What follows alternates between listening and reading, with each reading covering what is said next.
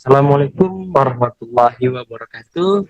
Halo semuanya, terima kasih telah berkenan meluangkan waktunya untuk ikut bergabung pada Zoom saya.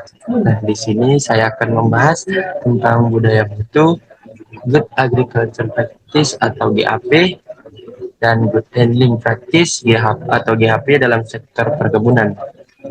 Kan nama saya Arkan Fahri, saya dari kelas TPTP 6C.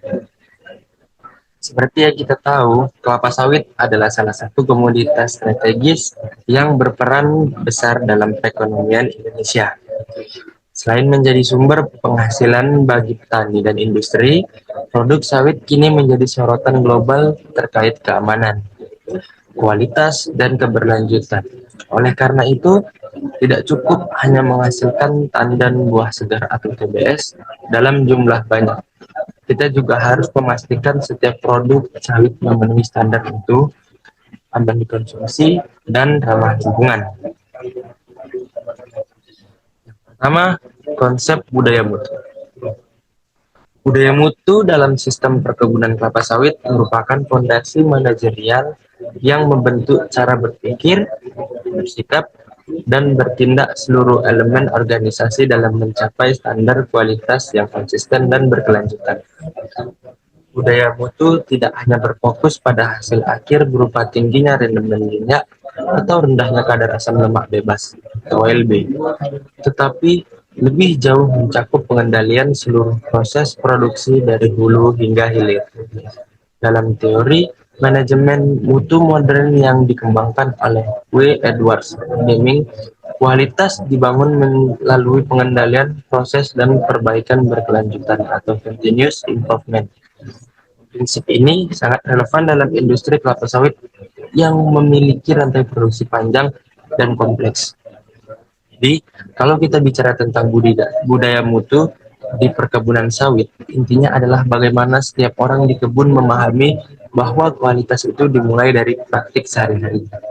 Misalnya, setiap pekerja tahu bahwa ketepatan dalam praktek agronomis itu penting. Semua aktivitas lapangan dilakukan sesuai standar operasional, prosedur, atau SOP. Kalau ada penyimpangan, dicatat, dianalisis, dan diperbaiki secara sistematis. Dan hasil kerja dievaluasi bukan cuma dari kuantitas, tapi juga kualitas. Budaya mutu itu bukan hanya soal teknis, tapi juga soal komitmen, moral, dan profesionalisme. Contohnya, rotasi panen yang tepat bukan hanya ikut jadwal, tapi juga menjaga keseimbangan fisiologis tanaman agar kualitas minyak tetap bagus. Pemupukan dengan dosis tepat bukan sekedar meningkatkan produksi, tapi juga menjaga efisiensi biaya dan kelestarian tanah. Kalau kita lihat lebih luas, budaya mutu itu sistem nilai kolektif, bukan tanggung jawab satu orang saja. Kalau cuma manajer yang paham pentingnya mutu, sementara pemanen dan mandor tidak sadar, standar GAP dan GHP akan sulit diterapkan secara konsisten. Jadi, bisa disimpulkan, budaya mutu adalah sistem nilai dan praktik kerja yang menempatkan kualitas sebagai prioritas utama di setiap tahap produksi kelapa sawit, melalui disiplin proses, evaluasi berkelanjutan, dan komitmen bersama seluruh tim. Nah, kemudian, pentingnya budaya mutu dalam perkebunan sawit. Kelapa sawit merupakan salah satu komoditas strategis yang berperan besar dalam perekonomian Indonesia. Produk utama berupa crude palm oil atau CPO digunakan untuk pangan, kosmetik, energi terbarukan, dan berbagai industri lainnya. Namun, daya saing industri sawit tidak hanya ditentukan oleh kuantitas produksi, melainkan juga oleh kualitas hasil dan keberlanjutan sistem pengelolaannya. Dalam konteks tersebut, budaya mutu menjadi kunci utama. Budaya mutu adalah sikap kerja kolektif yang menekankan konsistensi terhadap standar, kebaikan berkelanjutan, serta tanggung jawab terhadap kualitas produk dan lingkungan. Dalam sistem perkebunan, kelapa sawit Budaya mutu diwujudkan melalui penerapan Good Agriculture Practice atau GAP dan Good Handling Practice atau GHP. Kedua sistem ini mengatur bagaimana budidaya dilakukan secara benar dan bagaimana hasil panen ditangani secara tepat agar kualitas tetap terjaga. Nah, inilah sebabnya budaya mutu menjadi sangat penting. Pertama, menjamin konsistensi kualitas CPO. Tanpa budaya mutu, standar kerja hanya menjadi dokumen administratif yang tidak dijalankan secara disiplin. Dengan adanya budaya mutu, setiap pekerja memahami bahwa ketepatan panen, kebersihan TBS, serta kecepatan pengolahan berpengaruh langsung terhadap kadar asam lemak bebas atau ALB dan rendemen minyak. Kedua, mengurangi kehilangan hasil dan pemborosan. Dalam praktik lapangan, kehilangan brondolan, panen tidak tuntas atau keterlambatan pengangkutan sering dianggap hal kecil. Namun secara kumulatif, dosis ini dapat menurunkan produktivitas secara signifikan. Budaya mutu membentuk kesadaran bahwa setiap kilogram TBS memiliki nilai ekonomi. 3. Meningkatkan efisiensi dan profitabilitas. Pemupukan yang tidak tepat dosis, penggunaan pestisida berlebihan, atau pengelolaan air yang buruk dapat meningkatkan biaya sekaligus merusak lingkungan. Dengan ada budaya mutu, setiap input digunakan secara rasional dan berbasis analisis. Keempat, memenuhi tuntutan pasar global. Pasar internasional semakin menuntut standar keberlanjutan dan transparansi. Sertifikasi seperti yang dikembangkan oleh Roundtable on Sustainable Palm Oil tidak hanya menilai dokumen, tetapi juga implementasi nyata di lapangan. Tetap tanpa budaya mutu, pemenuhan standar tersebut sulit dicapai secara konsisten. Kelima, menjaga keberlanjutan usaha jangka panjang. Industri kelapa sawit merupakan usaha jangka panjang dengan siklus tanaman lebih dari 25 tahun. Jika kualitas olahan diabaikan, dampaknya tidak hanya dirasakan hari ini, tetapi juga pada produktivitas tahun-tahun berikutnya. Budaya mutu bukan sekadar slogan, tetapi fondasi yang menentukan apakah sistem perkebunan kelapa sawit mampu berkembang secara profesional, efisien, dan berkelanjutan. Kemudian, standar dan sertifikasi mutu. ISPO, Indonesian Sustainable Palm Oil, Perpres nomor 44 tahun 2020. Legalitas usaha, manajemen perkebunan, lingkungan hidup, tanggung jawab terhadap pekerja, tanggung jawab sosial, pemberdayaan ekonomi, dan peningkatan usaha secara berkelanjutan. Kemudian RSPO, Roundtable on Sustainable Palm Oil, yang berisi transparansi, kepatuhan hukum, kelayakan ekonomi, praktik terbaik, tanggung jawab lingkungan, tanggung jawab masyarakat, penanaman baru yang bertanggung jawab, dan perbaikan berkelanjutan. Kemudian SNI CPO, Standar Nasional Indonesia. SNI 012901-2006 mengatur parameter mutu CPO yang wajib dipenuhi untuk perdagangan domestik, mencakup ALB, kadar air, kadar kotoran, warna, dan dobi. SNI menjadi basis penilaian harga di PKS dan Bursa CPO nasional. Kemudian ada budaya mutu dalam Good Agriculture Practice atau GAP. Yang pertama, konsep dasar GAP. Good Agriculture Practice atau GAP merupakan pedoman teknis budidaya yang bertujuan meningkatkan produktivitas, menjaga kualitas, serta memastikan keberlanjutan lingkungan dalam perspektif budaya mutu. GAP bukan sekadar prosedur, melainkan kebiasaan kerja yang disiplin dan konsisten dari tahap awal hingga panen. GAP ini bertujuan untuk memaksimalkan potensi genetik tanaman. Tanaman kelapa sawit unggul secara teoritis mampu menghasilkan produktivitas tinggi. Namun, tanpa praktik agronomi yang tepat, potensi tersebut tidak akan tercapai. Banyak penelitian menunjukkan bahwa kesenjangan produktivitas antara kebun rakyat dan kebun perusahaan seringkali disebabkan oleh penerapan GAP yang belum optimal. Selain aspek produktivitas, GAP juga menekankan prinsip keberlanjutan. Praktik seperti pengelolaan limbah organik, konservasi tanah dan air, serta pengurangan penggunaan pestisida kimia menjadi bagian integral dari sistem GAP modern. Hal ini sejalan dengan tuntutan pasar global terhadap produksi minyak sawit yang bertanggung jawab dan ramah lingkungan. Dengan demikian, GAP dalam kelapa sawit dapat dipahami sebagai suatu sistem budidaya terstandar yang mengintegrasikan prinsip agronomi, efisiensi produksi, keamanan produk, dan kelestarian lingkungan untuk mencapai hasil optimal secara berkelanjutan. Penerapan GAP yang konsisten menjadi fondasi awal dalam membangun biaya mutu, karena kualitas CPO yang dihasilkan di pabrik pada dasarnya sangat dipengaruhi. Kemudian, tahapan GAP dalam perkebunan kelapa sawit. Tahap pembibitan, nursery, manajemen. Budaya mutu dimulai dari pemilihan benih unggul bersertifikat. Bibit yang sehat, seragam, dan bebas penyakit akan menentukan potensi produksi tanaman selama 25-30 tahun masa produktifnya. Kesalahan pada tahap ini berdampak jangka panjang terhadap produktivitas. Prinsip pertama dan paling mendasar dalam GAP adalah penggunaan bahan tanam unggul bersertifikat.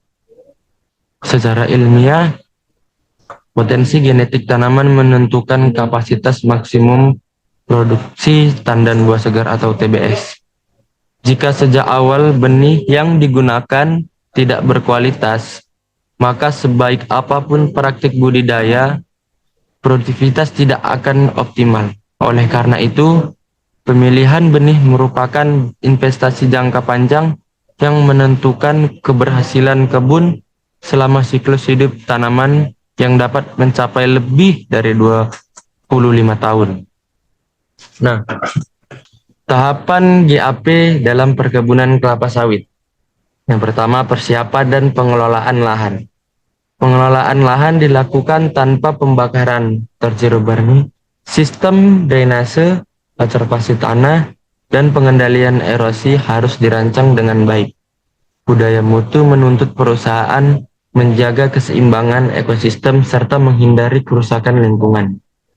Nah, tanah merupakan media tumbuh sekaligus sumber utama unsur hara. GAP menekankan pentingnya pengelolaan lahan yang memperhatikan aspek konservasi seperti pencegahan erosi, pengaturan sistem drainase, pengelolaan daerah rawa atau gambut sesuai kaidah teknis, pemeliharaan struktur dan kesuburan tanah. Prinsip ini bertujuan menjaga keseimbangan ekosistem kebun.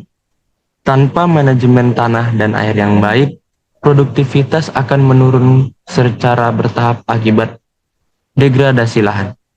Kemudian ada penanaman dan jarak tanam. Jarak tanam ideal umumnya 9 kali 9 meter segitiga sama sisi. Memastikan tanaman memperoleh cahaya dan nutrisi optimal. Budaya mutu berarti mengikuti standar agronomis tanpa mengurangi kualitas demi efisiensi semata. Kemudian, pemupukan dengan prinsip 4T. Pemupukan harus tepat jenis, tepat dosis, tepat waktu, dan tepat cara aplikasi. Analisis tanah dan daun menjadi dasar pengambilan keputusan.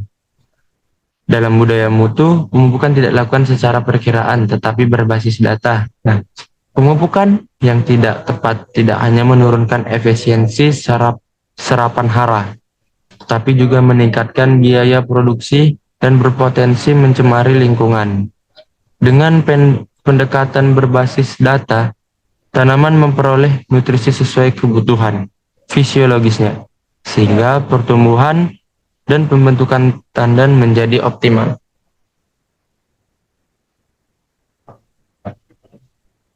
Nah, kemudian ada tahapan GAP dalam perkebunan kelapa sawit.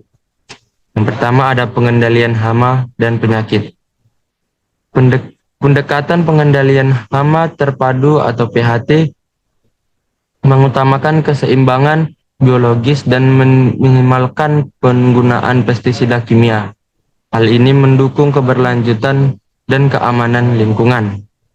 GHP mendorong penerapan pengendalian hama terpadu atau PHT, yaitu pendekatan pengendalian yang mengutamakan keseimbangan ekosistem, penggunaan musuh alami, monitoring populasi hama, serta investasi kimia secara selektif menjadi bagian dari strategi ini, yaitu mengurangi resistensi hama terhadap pestisida, menekan biaya pengendalian, menjaga kesehatan lingkungan kebun. Dengan sistem PHT ini, pengendalian tidak bersifat reaktif, tetapi preventif dan terukur. Kemudian ada panen berkualitas.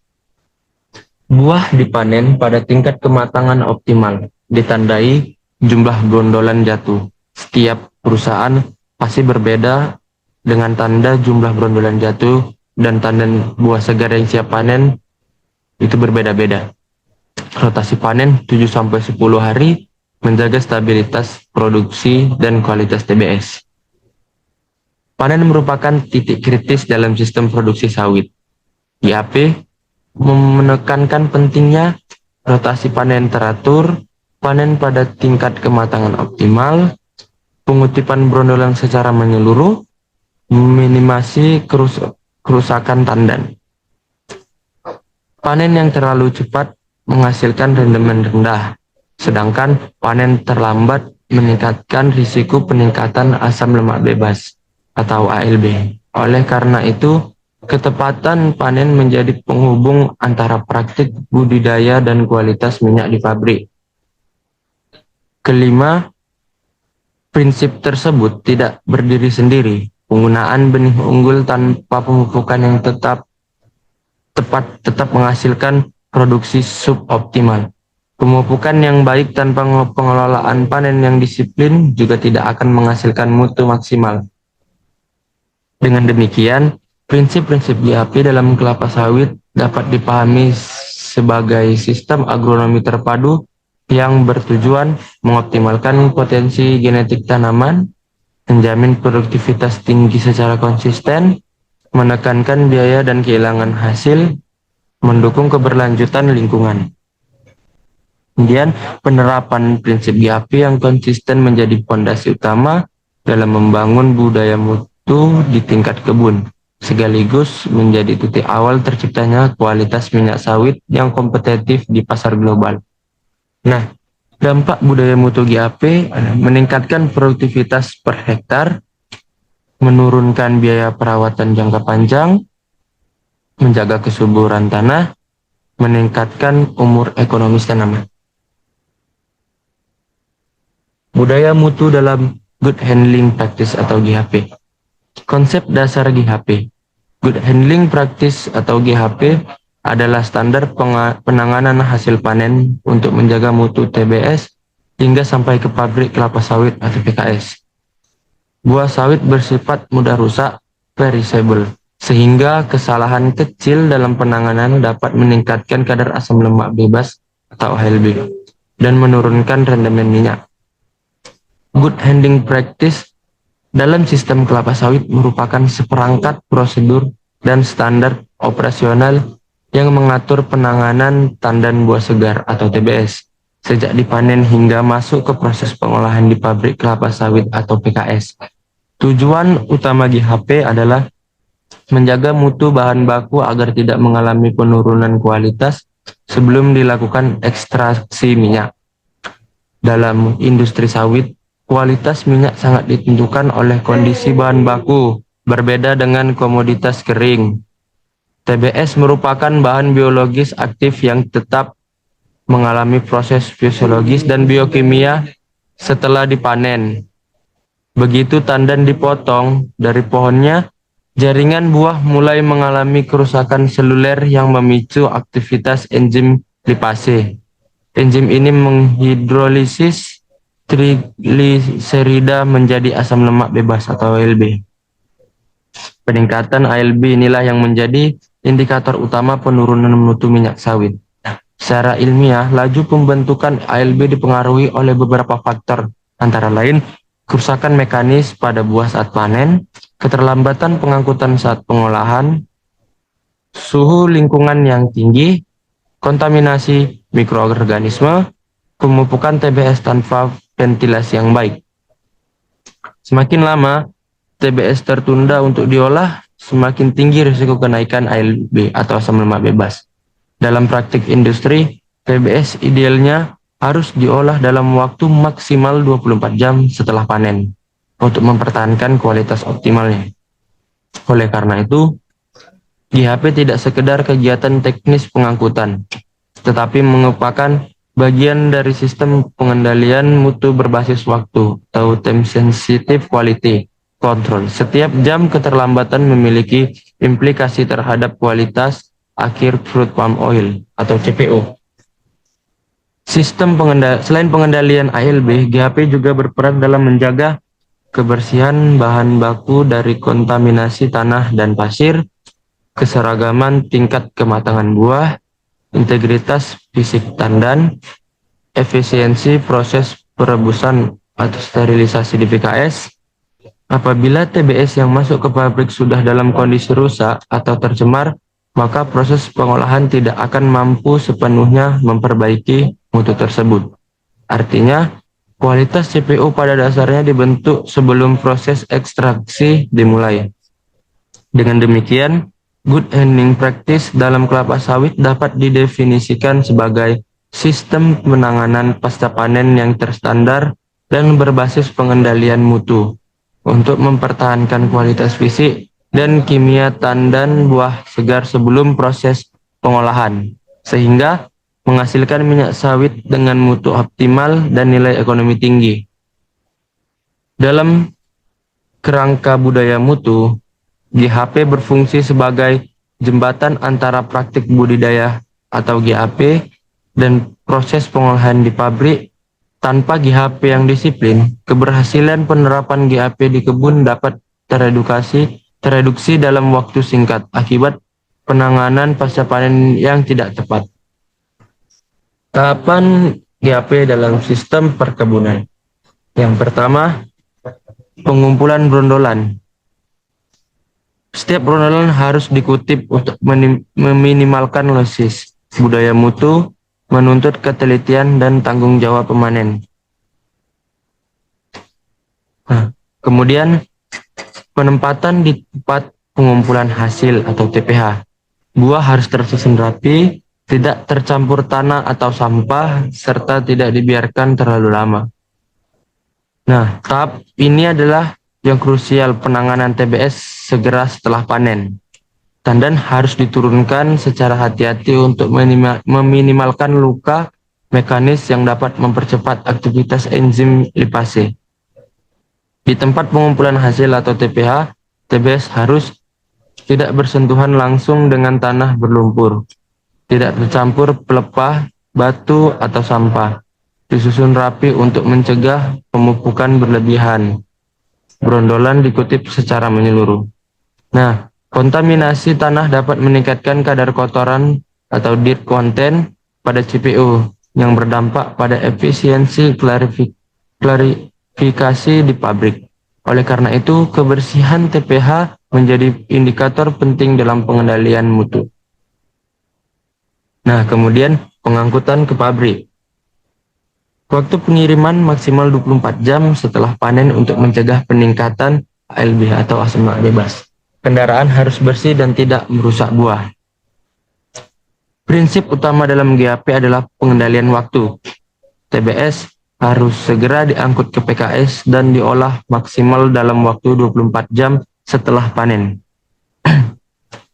Sistem transportasi yang efektif harus memperhatikan ketersediaan armada yang memadai, rute angkut yang efisien, jadwal pengiriman yang terkoordinasi, minimasi waktu tunggu di kebun maupun pabrik. Keterlambatan transportasi akan meningkatkan suhu internal tandan akibat respirasi alami, sehingga mempercepat proses hidrolisis minyak dan pembentukan ALB atau asam lemak bebas. Kemudian ada pemuatan dan pembongkaran.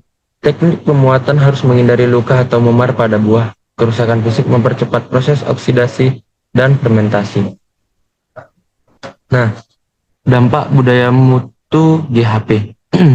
Menjaga kadar ALB tetap rendah, menjaga kadar asam lemak bebas tetap rendah, meningkatkan rendemen CPO, mengurangi kehilangan hasil atau losis, meningkatkan harga jual TBS. Nah, integrasi GAP dan GHP dalam sistem perkebunan. GAP dan GHP merupakan satu kesatuan sistem mutu. GAP menghasilkan buah dengan potensi kualitas tinggi, sedangkan GHP mempertahankan kualitas tersebut hingga proses pengolahan. Jika budidaya sudah optimal, tetapi penanganan buruk, maka mutu tetap turun. Sebaliknya, penanganan terbaik tidak dapat memperbaiki buah yang dipanen terlalu mudah atau terlalu tua. Oleh karena itu, budaya mutu harus diterapkan secara menyeluruh dan terintegrasi. Standar keberlanjutan seperti Indonesia Sustainable Palm Oil atau ISPO dan Roundtable on Sustainable Palm Oil atau RSPO mendorong penerapan GAP dan GHP sebagai bagian dari sistem manajemen perkebunan yang berkelanjutan. Nah, strategi membangun budaya mutu. Pelatihan rutin tenaga kerja. Nah, mutu perlu dijadikan bagian dari indikator kerja utama, tidak hanya volume produksi. Dengan demikian, pencapaian target tidak hanya diukur dari kuantitas hasil panen, tapi juga kualitas bahan baku dan efisiensi proses. Nah, pengawasan dan evaluasi berkala. Kemudian sistem reward dan punishment. Nah, seperti kayak pemanen yang baik, pemanen yang bagus, sesuai target ataupun melebihi, dia akan mendapat reward. Dan bagaimana agar kita tidak selalu mempunyai karyawan atau pemanen yang tidak pernah mencapai basis atau tidak pernah melebihi basis, maka akan diberikan hukuman agar dia menjadi lebih baik pada esok harinya. Kemudian penerapan SOP yang jelas, kemudian komitmen manajemen puncak. Kesimpulannya, penerapan GAP, GHP, dan budaya mutu saling berkaitan dan menjadi kunci dalam menjaga kualitas produksi kelapa sawit. GAP di kebun memastikan TBS yang dihasilkan matang sempurna, bebas kontaminasi, dan memiliki kandungan minyak optimal, sehingga TBS berkualitas ini menjadi input terbaik bagi PKS. Selanjutnya, GHP di PKS mengolah TBS tersebut secara optimal sehingga menghasilkan CPO dengan asam lemak bebas yang rendah, kadar air minimal, DOBI tinggi, dan OR maksimal. Budaya mutu berperan sebagai fondasi yang menopang keduanya. Tanpa budaya mutu yang kuat, penerapan GAP dan GHP hanya akan bersifat formalitas dan tidak berkelanjutan.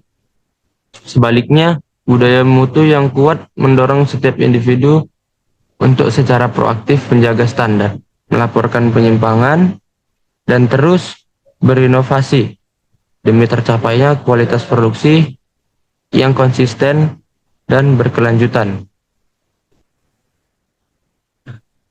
Mungkin itu saja penjelasan GAP dan GHP saya. Mohon maaf jika yang saya sampaikan ada salah. Sekian, terima kasih.